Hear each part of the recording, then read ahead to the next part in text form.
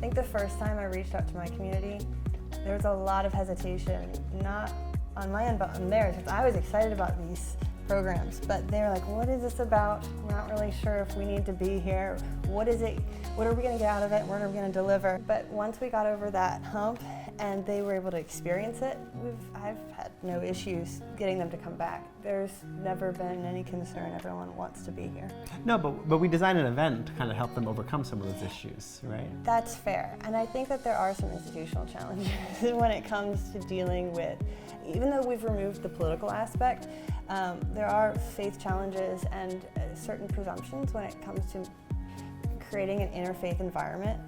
So we definitely were very intentional about having our first event have a priest and a mom and a rabbi, so that it lends it a certain level of credence and helps people to relax, to understand that this is actually a major part of all of our faiths.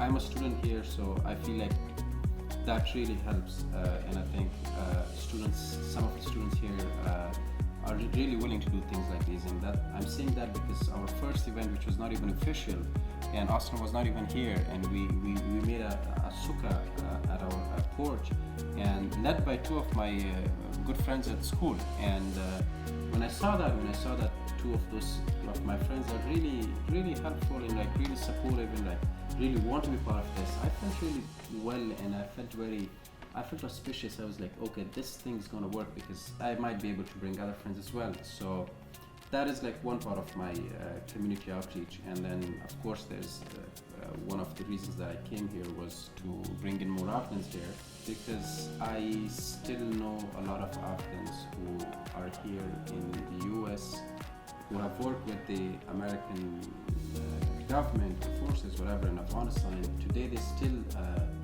curse this country. I really feel a need for Afghans, and because they're also Muslims, to bring them here and show them the other side of the picture, that Jews and Christians are also people and like supportive, and like they will help you. And of course a lot of them are helping you. I think it's amazing how invested the previous cohort has been, and it's been a real blessing. Like the three of them, there's never an event where at least one of them aren't here. Mm-hmm. And they've brought their friends, and their friends come, even when the original fellow wasn't here. And I think it says a lot to the continuity of people wanting to remain engaged.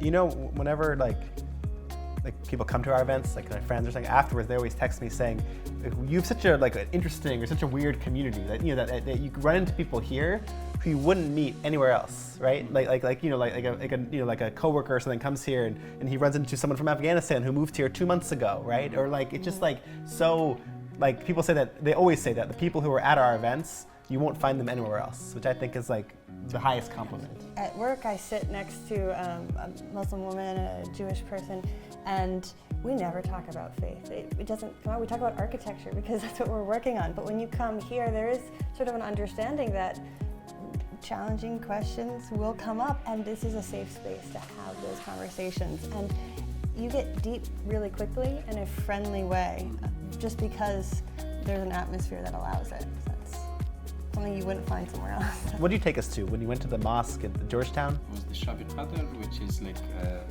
those last 10 days, the odd days. In one of those days, the Quran was revealed to Prophet Muhammad. It was so beautiful. Like I remember, I was like sitting kind of like in like a kind of a weird corner. I didn't want to interrupt anyone. But the imam came over and he was like, "No, come over." Like he pulled out a chair for me, and and it was like what a like welcoming community to on one of the most very important day.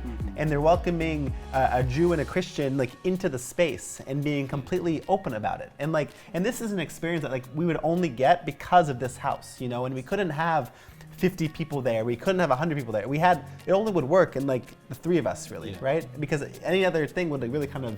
And so it was us, and then like a room full of probably 70 Muslims, and it was like so beautiful. I do think Abrahamic House generally, as an interfaith experience, is very different than other interfaith organizations. I think that the people I've invited who have other interfaith experience have come away and all said, this is completely unusual. Never experienced it. It's so refreshing. One priest that I brought who's very involved said, it's so nice to be at an interfaith event where the majority of the people are under the age of 60.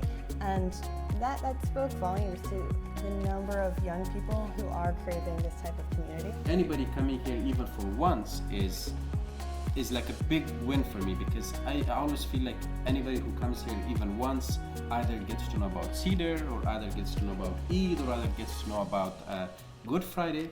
And once they go back, I don't care if they go to Malaysia, if they go to Dubai, or they go to Argentina, they will know that thing and will be able to speak to anybody from that different faith who has a Good Friday or has an Eid with them, and they will start a conversation. Maddie said that she read Mo's book about his escape from Yemen, and now she's having her grandmother read it and her mother read it, and so the whole, and so the point though is people like learn things here, but it doesn't stop. Like you said, like they leave and go home, but their perspective has been shifted just a little bit. And I think that's like really powerful. And we've definitely had people come up as well and say, hey, I'd like to explore this topic. Can you consider an event on this? And I think that speaks to the unusualness of this space, that somebody can say, I don't have the resources to do it somewhere else, but let's use this as a platform to discover something.